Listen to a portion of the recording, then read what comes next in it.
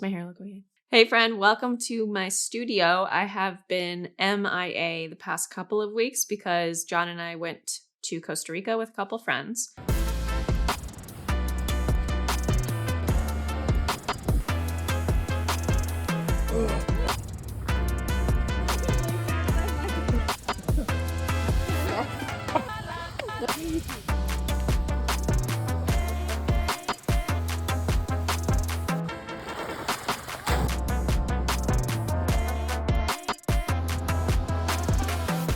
And then when we got back, I got sick and I was out for 5 days. And this is like my second day back in the office getting work done.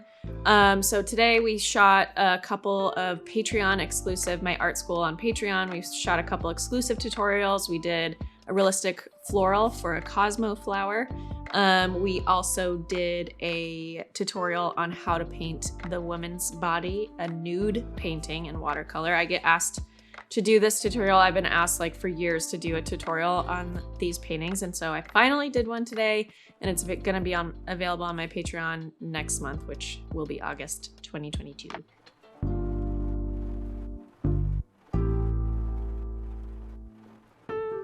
Something that I love obviously talking about, if you have my books, my everyday watercolor books, you know that I love breaking down everything that I paint or sketch or draw or whatever into basic shapes. And I think one of the most underestimated, undervalued things that you can do for any type of medium, whether it's watercolor, oil, whatever, one of the most foundational things that is very underestimated is the power of sketching.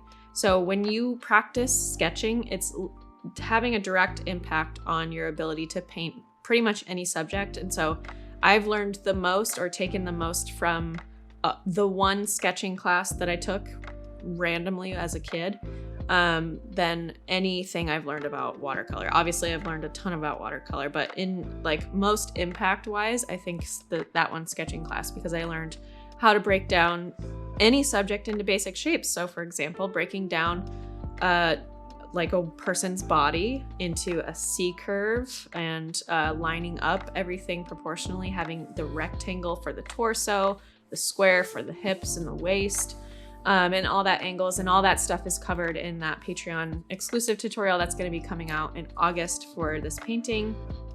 But that also carries over into flowers. So I also needed to paint a tutorial on flowers. So we did a Cosmo. So understanding that everything can be broken down into basic shapes and basic curves, like an S curve or C curve. And so for example, these Cosmo flowers, we can look at them like a bowl or a circle, depending on the perspective that we're viewing the flower. And just having a little bit extra patience when we're doing the sketching portion to make it look really basic, like just basic curves, basic shapes first, and then penciling in the contour, like the oval and the dips in the petals and whatnot, before just jumping into painting it or jumping into doing the contour sketch first. So for the nudie watercolor, I've been painting loose nudes for a few years now, and it's one of my favorite practices, especially in like making sure to not overdo something. So a lot of people assume that painting realistically is the harder or the like more advanced thing to do as you continue practicing watercolor or continue practicing any medium. The better you get, the more you should practice like more realistic style painting, or you know what I'm saying. And that's true, but also I think that many artists really struggle with restraint and the less is more situation. And so painting these nudes are a really good practice in technique in developing that eye, for being able to visualize first where to place certain curves and certain shadows and colors, because it's really just one-ish layer. It's all wet and wet painting, no wet and dry. If you misplace, for example, where the belly button goes, then you kind of, you can't, I mean, you can come out from that, but it's difficult too. So this is it's a more difficult style of painting, and it might not look like it is, but it's also mostly just an exercise in really intense focus, but at the same time, looseness. It's called flow. For the flower, we did a realistic style Cosmo, semi-realistic, nothing too crazy. Multiple layers, probably like 5 layers to the petals, and the stamen was about 2 or 3 layers with wet and dry. So a lot of the shading or gradients on the petals is done wet and wet first, and then once those dry, adding in those thin details and curves on the petals to make them pop. And I obviously share all the details and steps inside the tutorial, but for me, painting realistic flowers is not my favorite, TBH. I love painting flowers loose, mostly, medium loose. So this is a really good thing for me to practice and also teach, because I can, because it's really important for artists to not just like continue to do the same thing over and over and over again, but to practice different styles, practice different techniques, and exercise those muscles. So I grew up playing soccer. I was a goalkeeper. And so obviously I'm not going to spend every single day, all my training, on catching the ball in one position. I'm going to dive.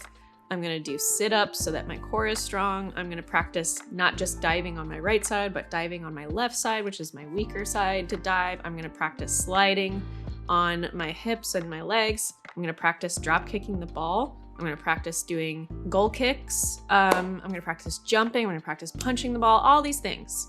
And I'm not just going to focus on holding the ball. So same thing with art. You're not just going to focus on holding the ball, or you're not just going to focus on one technique or one subject or one style of painting, because there's so much more that can inform whatever you prefer to paint through outside techniques, outside styles, outside mediums, outside inspirations. So it's mental training, it's muscle training, and it's helping you become a better artist. So I paint realistic flowers because of that, not because it's my favorite thing to do.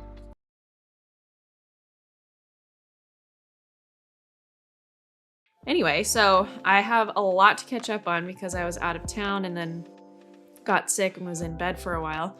So I have a lot to do admin-wise, so many friggin' emails to catch up on, and licensing jobs and files that I need to get ready, patterns that I need to get ready to send to partners. And then I'm also currently in the midst of writing a brand new course.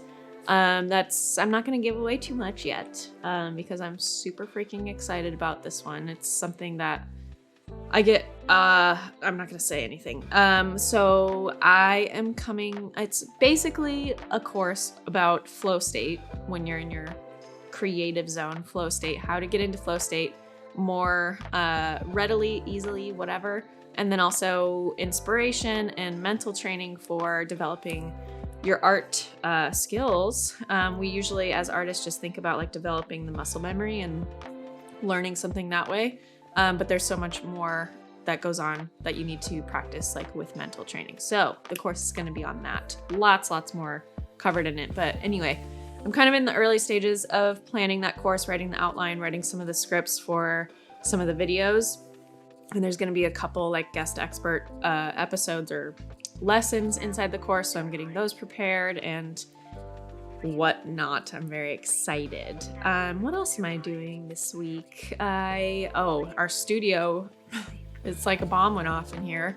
And I wish you could see like how tight we've weaved in all of the camera equipment into this tiny little area, because we have like everything is covered in plastic to prevent dust on this half of the studio while they work on that half of the studio where the kitchen and the bathroom is going to go.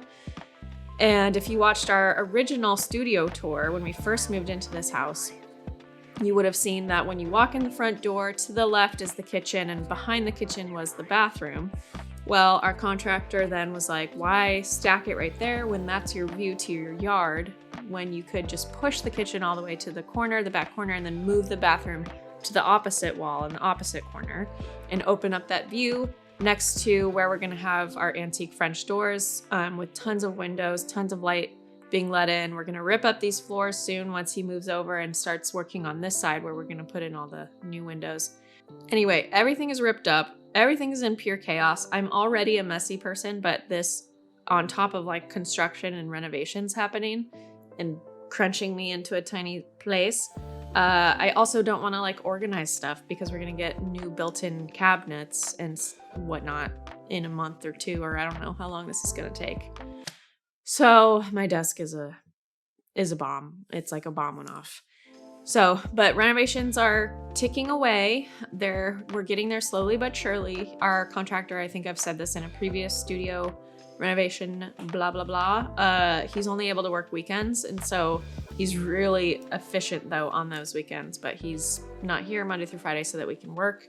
And he has a regular construction job during the week. And then he comes here on the weekends and bangs out stuff Saturday and Sunday. He's here like all day long from dawn till dusk, literally.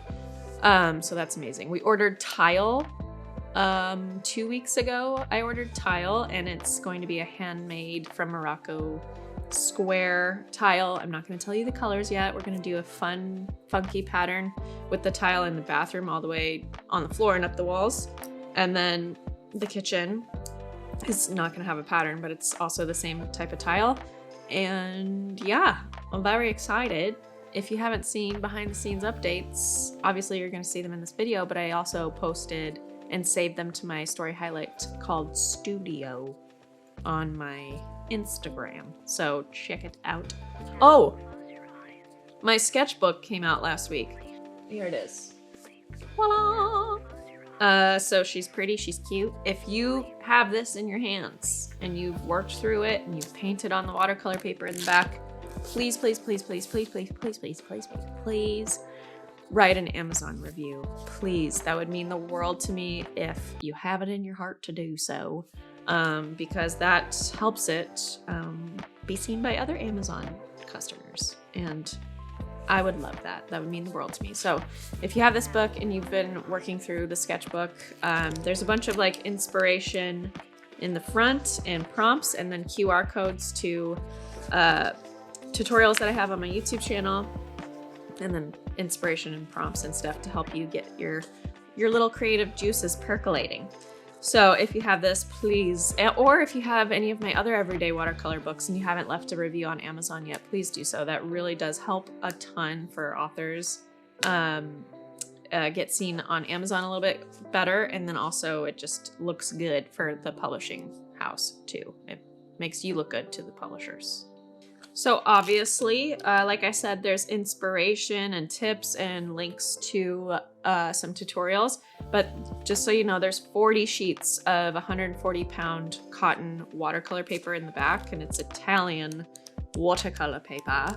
Really nice paper. And then there's also obviously tips on supplies. There's, I said the tutorials and the prompts and stuff, and then it's just the perfect size to take it along with you on your travels. So if you're going somewhere and you have a little travel palette and you've got your brushes, now you have 40 sheets of watercolor paper and some ideas to get you started. So it's perfect size, great for journaling, watercolor journaling in, great for, you know, painting things when you're on the go. So check it out. I love it. So that's an update that came out. And if you're wondering when my third everyday watercolor tutorial book comes out, the Seascapes one, Oceans, that is coming next summer, July 2023. Ow, my hair, my bangs just stabbed me in the eye. So I'm very excited about that one. Also, I know I've shouted out my Patreon in this video already. It's a very lovely budding art school, posting tons of tutorials and doing live Q&As and live tutorials for my patrons. But I also have tons of free videos here on this YouTube channel. The Complete Beginner's Guide to Watercolor is one of our most popular uploads, and it basically shows you everything that you need to know about watercolor. So if you're just getting started or you need help with certain techniques, check that one out. And then I also have the Complete Beginner's Guide to Watercolor Flowers, if you're specifically wanting to understand flowers, watercolor techniques for flowers. So check out those 2 videos. I also have a lot of free downloads that we'll link in the description below here to help you continue broadening your watercolor education. And then if you're a creative business owner, make sure you check out my blog. I have tons of informative blog posts on my blog, like about SEO, email marketing, Instagram, social media, all that kind of stuff. So jennarainey.com/blog if you're a creative business owner like myself. But yeah, thanks so much for tuning into this video, and I'll see you in the next one.